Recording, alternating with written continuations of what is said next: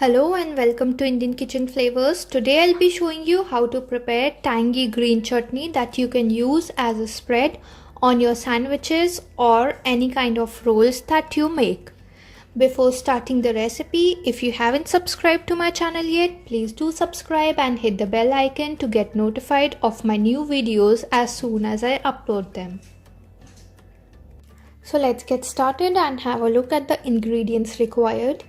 Here I have 1 cup of washed and roughly chopped coriander leaves, less than half cup of washed mint leaves, few cashews. Instead of cashews you can take roasted chana dal as well, but I like to add in cashews to the chutney as it is a good way of incorporating nuts to your diet. 4 green chilies, juice from half a lime, 1/3 cup of aloo bhujia. Instead of aloo bhujia, you can take any other kind of nylon save or plain bhujia or the thick save, or you can take bundi or any other type of chips that you have on hand. This is just added to give thickness to the chutney.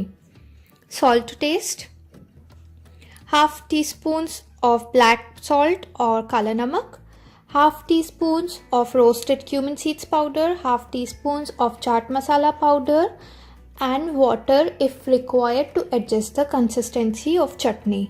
So let's get started. Now I've taken a mixer jar. In this we are going to add in all our ingredients one by one. First goes in the coriander, next the mint leaves, green chilies, cashews, aloo bhujia, lemon juice, and now the spices: black salt, cumin seeds powder, and chaat masala powder. Now adding in salt, and be careful while adding salt because we have already added black salt or kala namak and chaat masala, which also has salt in it. And now we are going to grind all the ingredients into a fine paste, and if required we are going to add water while grinding, but make sure to add water 1 spoon at a time.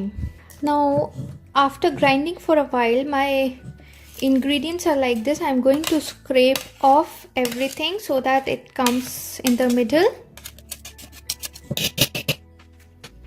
And now I will add in around 2 tablespoons of water and grind it again.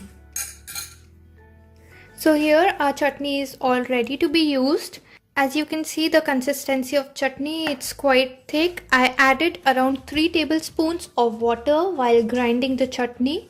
Please make sure that you're not making the chutney into running consistency, because this chutney is used as a spread on sandwiches or wraps. So if the chutney is runny, your bread or the wrap that you're using it on will get soggy. So do give it a try and share your feedbacks with me in the comment section below. If you like the recipe, please give it a thumbs up. Please don't forget to subscribe to my channel. Thank you for watching. I'll see you again with a new video. Till then, bye bye.